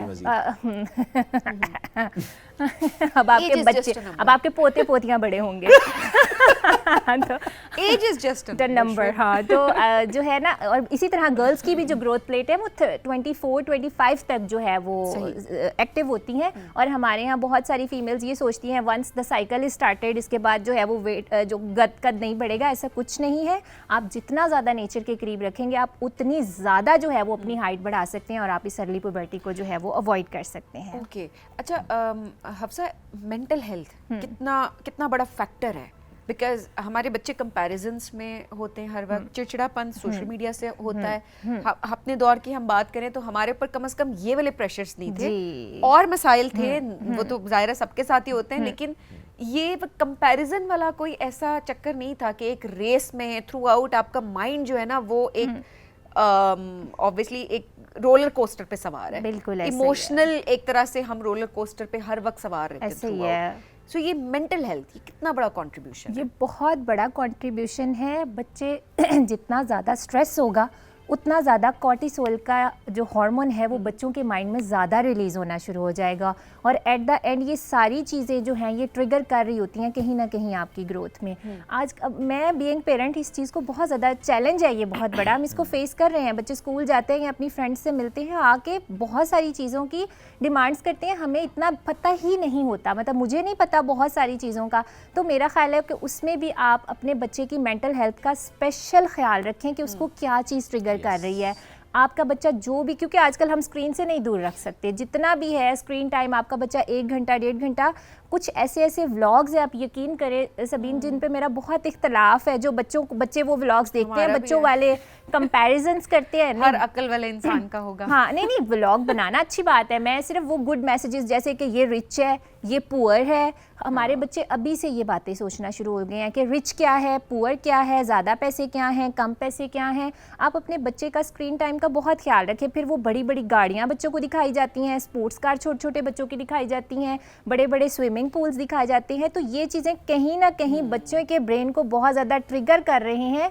बच्चों में मैच्योरिटी आ रही है, बच्चे अभी से सोचना स्टार्ट हो गए हैं। मेरी बेटी मुझे एक दिन कहती है, मम्मा जब शाम को फ्री होते हैं एक जो मार्केट है वहाँ पे एक शॉप ले लेते हैं। मैंने ये कहा तो क्या मुझे लगता होगा, है आजकल हर बच्चे का यही मसला है। तो मैंने कहा क्यों बेटा, कहती है ज्यादा पैसे आने लग जाएंगे, हाँ। वहाँ पे कोई चीज रख लेंगे। मैंने कहा क्या करने ज्यादा पैसे, तो कहती है ऑटोमेटिक घर बनाना है। Oh, wow. तो वो चले इट्स अ पॉजिटिव थिंग, लेकिन कहीं ना कहीं मुझे एज अ मॉम ये चीज़ बहुत ज़्यादा ट्रिगर कर रही थी कि क्यों मेरी बेटी ने ये बात सोची कि ज़्यादा पैसे या कम पैसे, उसका ब्रेन तो वो हार्मोन रिलीज कर रहा है ना। मुझे तो लगता है कि अगर बच्चे ये सोच रहे हैं कि मैं ज्यादा पैसे वाली बात तो खैर नहीं हाँ। कर रहा, बट वो जो एक सेंस Independent होने की sense अच्छी है। We should do something, Something. Stall लगा लेते हैं, हाँ, अच्छा, ये ये कर कर लेते लेते हैं, हैं, कुछ और आइडिया, तो मुझे लगता है कि तो अच्छी सोच है हाँ, ये बच्चों तो में। मेरा ख्याल है कि शायद उनके फादर भी उनको काउंसलिंग करते हैं, लेकिन कंपैरिजन आ गया ना कि हाँ, वो फ्लान गलत के है। पास वो जो है बिल्कुल वो गलत है। ऑटोमेटिक घर है, उसके पास ये है। तो ये जो चीजें हैं ये बच्चों को मेंटल हेल्थ को बहुत ज्यादा एक इफेक्ट भी रेस कर में रही ना लगे हैं। ना, क्योंकि देखिए हाँ, मेंटल हेल्थ ऐसे मुझे लगता है कि जैसे सबसे बड़ा, क्योंकि आपकी मेंटल हेल्थ ठीक नहीं है तो आपके हार्मोन्स ऑटोमेटिकली खराब होना शुरू हो जाते हैं। प्रॉब्लम ये है कि जितनी जल्दी आजकल अर्ली प्यूबर्टी आ रही है उतनी जल्दी हार्मोन्स के भी मसाइल हो रहे हैं, बच्चों को भी बच्चियों को भी। जैसे बच्चे देख लें एकदम से कद बढ़ेगा फिर स्टॉप हो जाएगा। अर्ली प्यूबर्टी आएगी बॉयज को 12-13 साल की उम्र में एकदम से लंबे हो गए। बता रहे थे कि आपके बच्चे का Yes. तो ये कौन सा उसका वो विजडम टूथ निकल आया? नहीं, नॉट विजडम टूथ, अभी तो वो बहुत छोटा विजडम नहीं, टूथ वाली कुछ भी बात हो सकता है अभी शुएब का बेटा, कुछ भी हो सकता है। ये बात दुरुस्त है। नहीं, लेकिन वो जो दूध के दांत गिरने का प्रोसेस होता है और उसके बाद जो दांत परमानेंट आने होते हैं, उसके परमानेंट वो दांत भी आ गए हैं, मोलर्स आ गए जो नहीं आने चाहिए थे 7 नहीं तो साल वो की ठीक उम्र है। में। अच्छा 7 साल में जैसे आजकल बच्चे जो फर्स्ट जो टूथ है वो निकाल देते हैं 4 to 5 इयर्स की एज में, सही है। क्योंकि इसमें थोड़ा सा ये है कि जो हमसे पिछले पेरेंट्स थे उनको कोई सप्लीमेंट्स का इतना कंसेप्ट नहीं था। हम अपने बच्चों को विटामिन डी और कैल्शियम मेरा ख्याल है कि ड्रॉप सारे पेरेंट्स देते रहते हैं। स्टार्ट किया जाए, ये मेरा ख्याल है बड़े जबरदस्त एक हाँ, टॉपिक है। तो मल्टीविटामिन्स, कौन से विटामिन्स उसमें किस एज में बच्चों को देना शुरू अच्छा करना है? पाकिस्तान में जैसे बहुत ज़्यादा डेफिशिएंसी है। At the birth time baby girl का जो आइडियल वेट है वो 3 kg और बेबी बॉय का जो आइडियल वेट है वो 3.5 kg होना चाहिए, जो कि नहीं होता। मैं बिल्कुल नहीं होता जी, हमारे तो आसपास ऐसा कोई नहीं देखा क्लिनिकल मैंने। न्यूट्रिशनिस्ट, मैं एज अ प्रैक्टिशनर मैं देखती हूँ कि ये वेट नहीं होता। फिर बच्चा अपना वेट डबल करता है 6 मंथ पे। और कुछ पैरामीटर हैं जैसे स्पीच डिलेड बच्चे आजकल बहुत ज़्यादा हैं। और जब हम बर्थ टाइम की बात करते हैं, बच्चा लो बर्थ वेट पैदा हो रहा है तो आपने 1 drop a day vitamin D देना ही देना है अपने बच्चे को फॉर 3 months अपने पेडियाट्रिशियन या किसी भी डॉक्टर से मशवरा करके। तो आप स्टार्ट करवा सकते हैं। लेकिन अगर आप सिर्फ ये सोच रहे हैं कि आप मल्टी विटामिन को लाइफ टाइम लेके चलेंगे तो ऐसा नहीं है। आपने कोई भी विटामिन अपने बच्चे को स्टार्ट करवाया तो 3 months दें, उसके बाद ब्रेक लगाएं। तो जिन बच्चों का विटामिन डी का लेवल अच्छा होता है तो उनके जॉज पे प्रेशर जल्दी आ जाता है। विटामिन डी की वजह से जो टूथ निकलना था वो थोड़ा जल्दी निकल आता है। इस वजह से बच्चे टूथ ड्रॉप करते हैं। इसका अर्ली प्यूबर्टी से लेना देना नहीं है। तो ये इट्स अ पॉजिटिव साइन। सही। तो ये वो बच्चे जो हैं वो जल्दी दांत, क्योंकि उसका विटामिन डी आपके बेटे का बहुत अच्छा है इसलिए उसने जल्दी अच्छा टूथ ड्रॉप आखिर में किया आपसे है। ज़रूर बताएं कि जब मदर कंसीव करती है हाँ उस जी। टाइम पर भी डेफिशिएंसीज होती हैं, बहुत स्ट्रेस ज़्यादा। होता है, क्या उस वजह से भी डेवलपमेंट में या आगे कोई कंट्रीब्यूशन होती है कि ये भी एक बहुत फैक्टर हो बड़ी सकता है contribution कि बच्चा होती है। ठीक भी खा रहा है, सब कुछ है, लेकिन बाय बर्थ उसके इश्यूज है इतने ज्यादा कि वो आगे तक लेके चल रहे हैं, देन वो अर्ली प्यूबर्टी को बहुत अच्छी बात की है। ऑटिज्म, उसके साथ न्यूरल ट्यूब डिफेक्ट, बच्चे का कम ज़हीन होना, ये सारी चीज़ें रिलेटेड हैं माँ की मेंटल हेल्थ के साथ। अगर माँ की खुद की मेंटल हेल्थ ख़राब है तो बच्चे को लाइफ में ये चीज़ें होने के बहुत ज़्यादा चांसेस हैं। जब माँ कंसीव करे उसको मेंटली तौर पे बहुत ज़्यादा रिलैक्स होना चाहिए। प्रायर टू प्रेगनेंसी कोशिश करें कि मदर 600 माइक्रोग्राम फॉलिक एसिड लाजमी स्टार्ट करे ताकि आपके बच्चे को बाद में डेवलपमेंटल डिले ना हो, आयरन डेफिशिएंसी ना हो, क्योंकि सबसे पहले बेबी का ब्रेन बनना है जिसके लिए फोलेट बहुत ज़्यादा इंपॉर्टेंट है। हमारे यहाँ प्रेगनेंसी टेस्ट लेट किए जाते हैं, उसके बाद चेकअप्स में डिले किया जाता है। तब तक तो बच्चे का 8 वीक में न्यूरल ट्यूब जो है डेवलप हो चुका होता है, जिसकी डेफिशिएंसी होने के बहुत ज़्यादा चांसेस हैं। तो जब भी आप शादी प्लान कर रहे हैं तो प्रायर टू वेडिंग जो है वो आप मार्केट से 200-300 में फॉलिक एसिड अवेलेबल है, 600 माइक्रोग्राम की डोज लाजमी स्टार्ट करें। इसके साथ साथ विटामिन डी बहुत ज़्यादा इंपॉर्टेंट है। फिर प्रेगनेंसी के 3 ट्राइमेस्टर्स हैं, first 3 month, second and third. First में फॉलिक एसिड आपने कंटिन्यू रखना है। सेकंड ट्राइमेस्टर में आयरन 35 मिलीग्राम एलिमेंटल आयरन जो है वो माँ के लिए बहुत ज़्यादा ज़रूरी होता है। 1200 मिलीग्राम कैल्शियम बहुत ज़्यादा ज़रूरी है और 800 IU विटामिन डी के बहुत ज़्यादा ज़रूरी हैं। और same with the vitamin D in 3rd trimester, उसमें बस ये कि प्रोटीन की रिक्वायरमेंट और बढ़ जाती है ताकि आपके बच्चे की डेवलपमेंट प्रॉपर हो। जो मदर्स ये नहीं लेती, बच्चे की जहानत पे भी असर पड़ सकता है, बच्चे के हार्मोन्स पे भी असर पड़ सकता है और उसकी ग्रोथ पे भी जो है वो बहुत ज़्यादा इस चीज़ का असर पड़ता है। बिल्कुल बिल्कुल कि आप पहले दिन से ही इसको बहुत रिलीजियसली फॉलो करें कि आपने ख्याल रखना है अपना भी, बच्चे का भी। ये भी होता है कि बाय बर्थ जो आपको डेफिशिएंसीज होती हैं, ट्रस्ट वो लाइफ लॉन्ग चलती वो नहीं जाती। जिस तरह मेरी मदर को थ्रू आउट प्रेगनेंसी उनको विटामिन डी डेफिशिएंसी और आपको थी। फिर लाइफ टाइम जो है और वो मुझे vitamin D जब deficiency। मेरी पैदाइश हुई तो मतलब मुझे इतनी डेफिशिएंसी थी कि मेरी हड्डियां थोड़ी थोड़ी सी, अभी मेरी फिंगर्स थोड़ी थोड़ी सी मतलब हैं स्लाइटली टेढ़ी सी हैं, तो उस टाइम पे भी इंजेक्शन लगे थे और रिकवरी हुई और थी आपको पता है- फिजियोथेरेपी और उसके थ्रू। लेकिन ट्रस्ट मी, आज तक मेरा विटामिन डी पूरा बिल्कुल नहीं पूरा हुआ। नहीं हुआ। नो मैटर व्हाट, मैं जितने मर्जी सप्लीमेंट्स ले लूं, मुझे सप्लीमेंट्स की सपोर्ट थ्रू आउट चाहिए होती है। बिल्कुल। और इसी तरह से हमने देखा है कि आयरन डेफिशिएंसी जिन बच्चियों को है, स्पेशली मैं खवातीन के पर्सपेक्टिव से जरूर बात करूं क्योंकि vitamin D, iron deficiency, ferritin low होना, B12 ये B12 ये B6, नेचुरली जो है B12 वो खवातीन का वैसे भी उनको इसकी ज्यादा जरूरत होती है। बिल्कुल सो ऐसा ही ये है। थ्रू आउट जो है वो चलती है। इसकी इंटेंसिटी को समझना बहुत जरूरी है, बहुत ज़रूरी। औरतों के और लिए। मैं आपको बताऊं, वो बच्चे जो शॉर्ट स्टेचर के साथ पैदा होते हैं, लो बर्थ वेट पैदा होते हैं, उनमें बहुत ज़्यादा चांसेस हैं लाइफ में डायबिटीज़, कार्डिक डिजीज डेवलप करने के, क्योंकि जो शॉर्ट स्टेचर के साथ वो जो लो बर्थ वेट पैदा होंगे उनमें बहुत चांसेस है कि वो शॉर्ट स्टेचर रह बिल्कुल, ऐसे जाएगा इसलिए उनका। बहुत ज़रूरी है कि आप और बड़ा ख्याल रखें। हाँ, और इसलिए उनका जो है वो बॉडी फैल जाएगी और लेटर लाइफ में उनमें इंसुलिन की रेजिस्टेंस Yes, और फिर डायबिटीज के मज़ीद चांसेस और होने के complications बहुत ज़्यादा आएंगी। चांसेस ये बड़ा होते ज़रूरी है। हैं। अब सब वक्त बड़ा मुख्तसर था, टॉपिक बड़ा वास्ट है। Thank you very much for joining us Thank you today. so much, thank हमें you. ब्रेक की तरफ बढ़ना है, ब्रेक से वापस आएंगे, रहिए साथ, ये राइजिंग पाकिस्तान।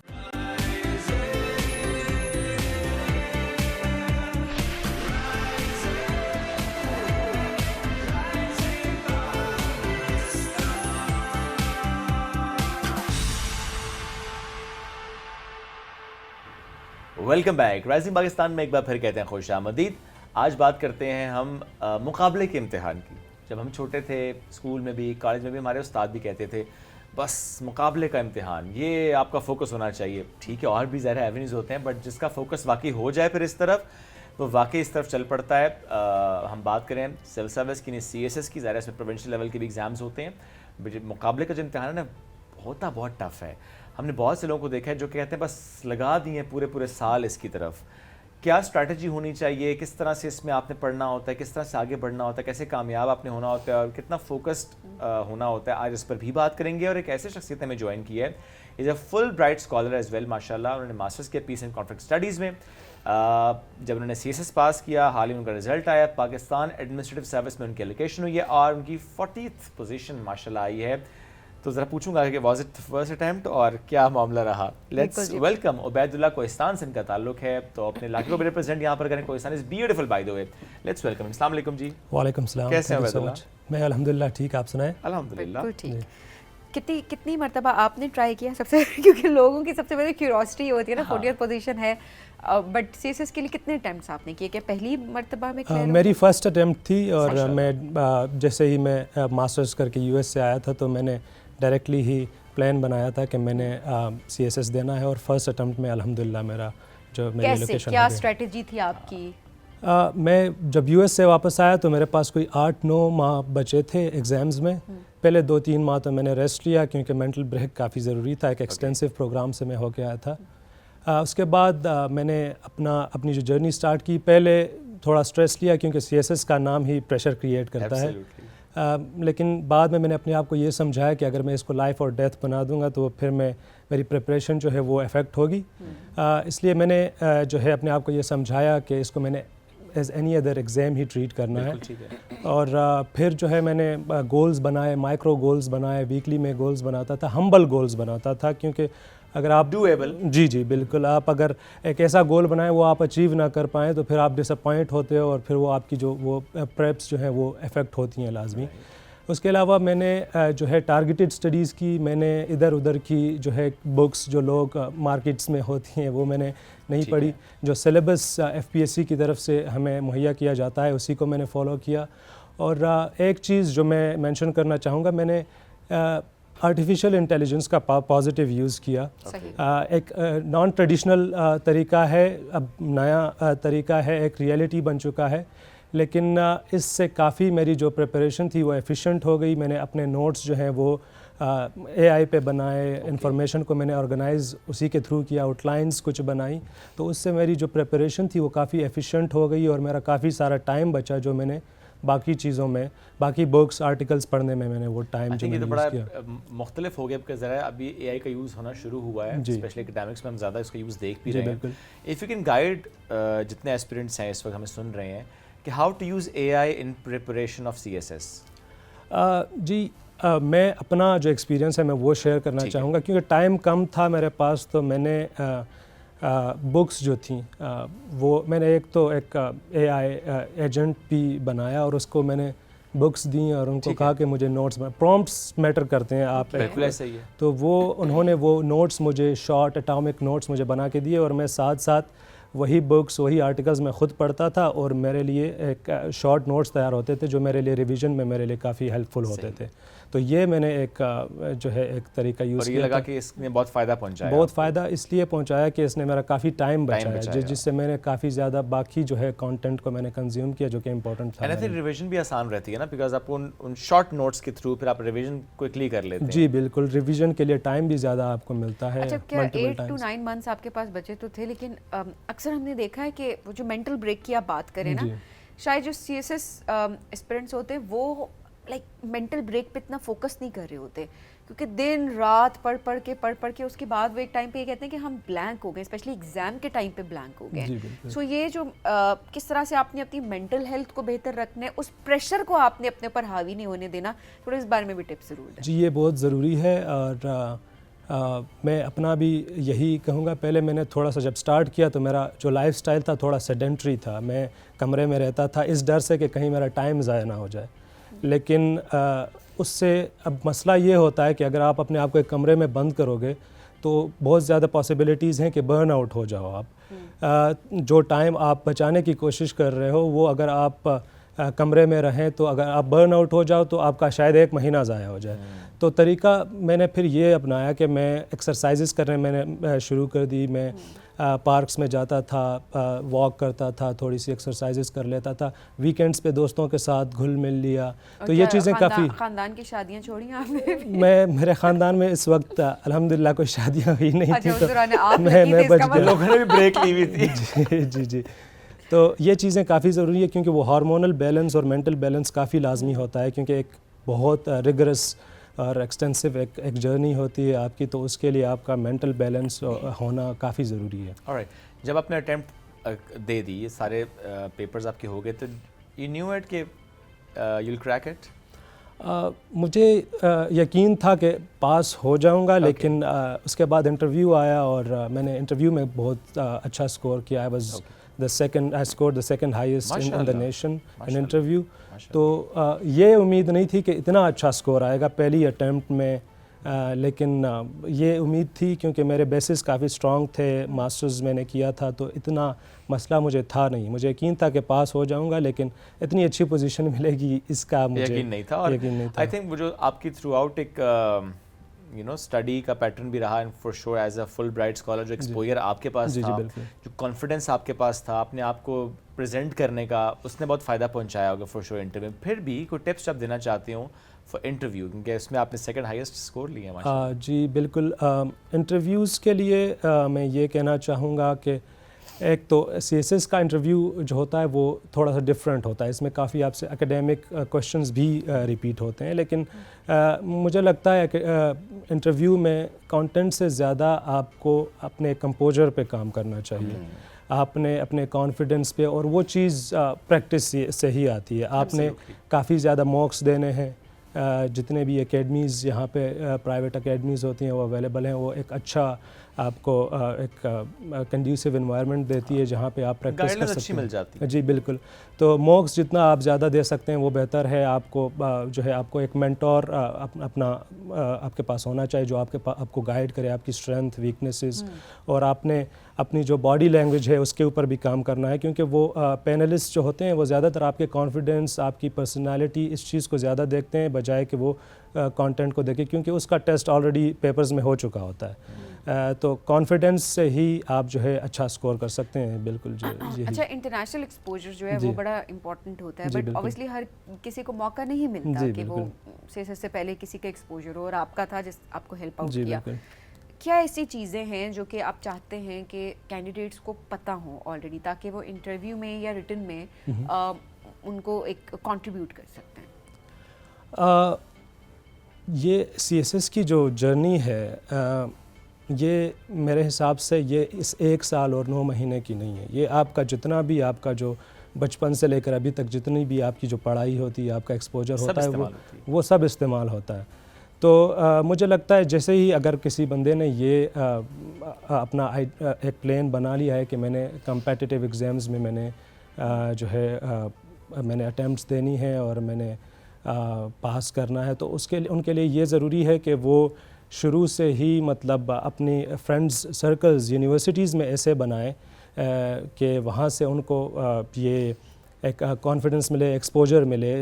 कुछ लोग ये करते हैं कि अभी हमारे कोहिस्तान से भी लड़के जब आते हैं यूनिवर्सिटीज़ में तो वो अपनी ग्रुपिंग्स में जो है वो रहने लग जाते हैं। वही वो आइडेंटिटीज़ जो हैं उनमें अस वर्सेस देम वाले वो कहानियाँ हो जाती हैं। तो मेरा ये कि एकेडमिक्स के अलावा, क्लास के अलावा आप बाहर भी लोगों से मिलें, उनकी बहुत इम्पोर्टेंट बात है। जी कल्चर्स के बारे में, बाकी उनके एक्सपीरियंसेस के बारे में जानें।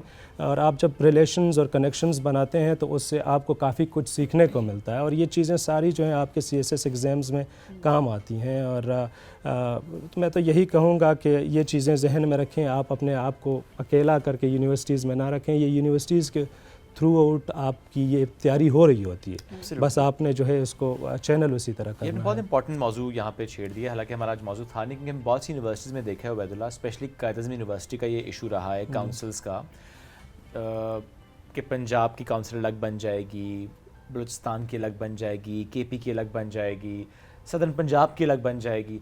और फिर होता है कि उन काउंसिल्स, अगर किसी एक शख्स की किसी एक से डिफरेंस ऑफ ओपिनियन भी है तो काउंसिल्स की लड़ाई हो जाएगी आपस में। बड़ा इंपॉर्टेंट आपने कहा। हमने काफ़ी यूनिवर्सिटीज़ में ऑब्वियसली मैं एग्जांपल इसलिए देख रिसेंटली वहाँ पे फिर एक वाकया हुआ, इसलिए मैं ये बात यहाँ पे कोट कर रहा हूँ। तो बड़ा ज़रूरी है कि हम ये बात करें कि नहीं, ये नहीं होना चाहिए।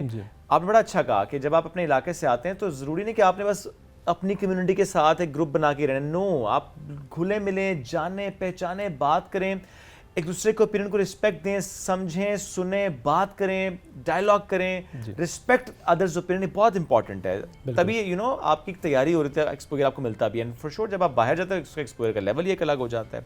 अब चूंकि अब CSS माशाल्लाह आपका हो चुका है, हम ज़रूर पूछेंगे कि व्हाट्स नेक्स्ट, क्या सोचा है, क्या करना है, पैशन क्या है ब्यूरोक्रेसी को लेकर, सिविल सर्विस को लेकर? मैं असल में मेरा शुरू से ही, हमेशा से ही मेरी इंक्लिनेशन जो रही है वो पब्लिक सर्विस की तरफ रही है। और जब मैंने मास्टर्स किया तो काफ़ी ऐसी हार्ड एंड सॉफ्ट स्किल्स मैंने डेवलप की जो कि मैं चाहता था कि उनकी, मेरा प्रोफेशन मैंने ऐसा चूज़ करना था कि उन स्किल्स की एप्लीकेबिलिटी हो। जैसे कॉन्फ्लिक्ट मैनेजमेंट है हमारे पास, डेवलपमेंट हो गया, मीडिएशन, डायलॉग फैसिलिटेशन, गवर्नेंस, ये सारी चीज़ें जो है मैंने पढ़ी। मैंने रियल वर्ल्ड में सदर्न कॉकसस रीजन में मैंने डायलॉग भी फैसिलिटेट किए। तो वो सारी स्किल्स और सारे एक्सपीरियंसेस को मैं पाकिस्तान में जो है एक मास लेवल पे लोगों की लाइव्स पे एक डायरेक्ट इम्पैक्ट में, एक फुटप्रिंट मेरा पॉजिटिव में रखना चाहता था। तो ये मौका मिला मुझे, CSS एक नेचुरल ऑप्शन थी। और अभी मुझे जो है, अभी हमने एक एक्सटेंसिव ट्रेनिंग में जाना है, और उसके बाद जब हम पोस्टिंग्स होगी हमारी तो खामखा ये सारी स्किल्स जो हैं ये काफ़ी हैंडी होंगी साबित हम मेरे लिए। और इंशाअल्लाह लोगों के लिए अच्छा काम करूँगा। और ख़ासकर जो पसमानदा इलाक़े हैं जैसे कि कोहिस्तान हो गया, मेरा अपना इलाका काफ़ी पसमानदा है, तो एजुकेशन पे मेरा ज़्यादा फोकस रहेगा। बेशक मैं कहीं और पोस्टेड हूँ, लेकिन मेरा एक जो है जो एक घर फोकस का हाँ देखिए, बिल्कुल। जहाँ से आपके रूट्स हैं, आप जहाँ से बिलोंग करते हैं, सबसे पहला फ़र्ज़ आपके ऊपर ये होता है कि आपने अपने इलाके को सर्व जी करना। बिल्कुल सर्व करना है बिल्कुल वहाँ पे, स्पेशली बच्चियों के हवाले से बिल्कुल। हम ज़रूर आपसे भी रिक्वेस्ट करेंगे, एंड ऑब्वियसली जितने लोग जो इस वक्त पावर में आएंगे, जिनकी इन्फ्लुएंस की authority कैपेबिलिटी होगी। है, एक बिल्कुल। अथॉरिटी होगी, बच्चियों की तालीम किसी भी इलाके से आपका ताल्लुक है, कोहिस्तान से है, चित्राल से है, कश्मीर से है, कहीं से भी है, दैट्स वेरी इंपॉर्टेंट कि हमारी बच्चियों के राइट्स के लिए ज़रूर आवाज़ उठाएं, उनकी तालीम के लिए ज़रूर बात करें। बिल्कुल ऐसा बिल्कुल। तो ये आई थिंक दैट्स वेरी जी, मैं इसको अपनी एक रिस्पॉन्सिबिलिटी भी समझता हूँ, क्योंकि कोहिस्तान में जो लिटरेसी रेट है, ख़ासकर फ़ीमेल एजुकेशन, वो 10% से भी कम है तीनों अज़ला में। और ये पिछले साल ही प्लानिंग कमीशन का एक सर्वे था, तो कोहिस्तान के जो 3 अज़ला हैं ये आखिर में रैंक कर रहे थे ये लिटरेसी रेट में। तो मुझे लगता है एक माशरे की जो तरक्की है वो ख़वातीन की तालीम से ही आ सकती है, उसके बग़ैर वो मुमकिन ही नहीं है। तो इस चीज़ के ऊपर कम्युनिटी को इंगेज करना है, ये मेरा एक बहुत बड़ा गोल है, क्योंकि ट्राइबल एल्डर्स जो होते हैं, हमारे क्लरिक्स होते हैं, वो काफ़ी रिवीयर्ड होते हैं ऐसी कंजर्वेटिव सोसाइटीज़ में, तो उनको इंगेज करना है और उनको चैम्पियन बनाना है, ताकि आगे बाकी चीज़ें, ये इंफ्रास्ट्रक्चर वगैरह और सारी चीज़ें ख़ुद फॉलो कर जाती हैं जब लोग ये इरादा कर लें कि हमने अपनी बच्चियों को पढ़ाना है और उनको तालीम देनी है, वो बहुत ज़रूरी है। एब्सोल्युटली। और कोहिस्तान में तो टूरिज्म का भी बहुत ज़्यादा पोटेंशियल है। जी बिल्कुल, वहाँ पे आप एडवेंचर टूरिज़म, कल्चरल टूरिज़म, सारी चीज़ों का बहुत ज़्यादा पोटेंशियल है। बस वही इंफ्रास्ट्रक्चर, रोड्स और वो हॉस्पिटैलिटी वगैरह, उन सब चीज़ों की कमी है। तो अगर उसको प्रमोट किया जाए, मुझे लगता है ना सिर्फ KP बल्कि पूरे पाकिस्तान में एक बेहतरीन ट्रैवल डेस्टिनेशन बन Absolutely ऐसा सकता ही है। और चूँकि वैसे तो आप ख़वातीन और बच्चियों की हम बात कर रहे थे, तालीम का अपने का 10% से भी कम वहाँ का लिटरेसी रेट बच्चियों के लिए, पर अदरवाइज़ भी कितना रुझान है आला तालीम का? आप फुल ब्राइट के लिए वहाँ से गए, एंड देन CSS, ये कितना रुझान वहाँ पर है नौजवानों में? फ़िलहाल तो चैलेंजेस हैं। मैंने जैसे पहले कहा कि आखिर में रैंक करता है, तो it is same for main as well. ये सिर्फ लड़कियों की मैं बात नहीं कर रहा।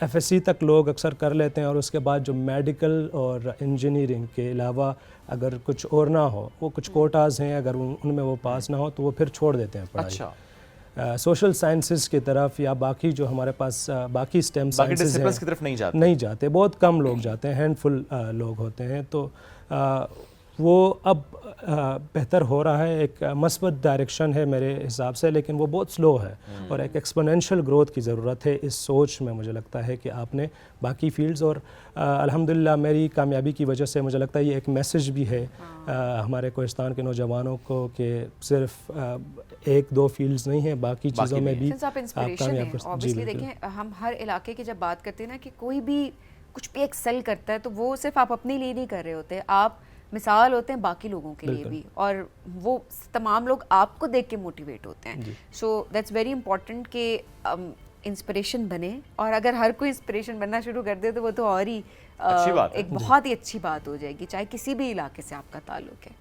भाई thank you very much for joining us today. आप इस वक्त अपने इलाके को भी रिप्रेजेंट कर रहे हैं बहुत बखूबी, और बड़ी अच्छी बात है, बड़ी अच्छी सोच है कि अपने इलाके को अपलिफ्ट करना है। वो एजुकेशन के पर्सपेक्टिव से भी है, वो इंफ्रास्ट्रक्चर के पर्सपेक्टिव से भी है, वो टूरिज्म के पर्सपेक्टिव से भी है, वो हर लिहाज से, जो कि बहुत ज़रूरी भी है। Thank you once again for joining us today. It's great to have you. नाज़रीन, इसी के साथ आपसे लेंगे इजाज़त, दोबारा मुलाकात कल करेंगे। अल्लाह हाफ़िज़।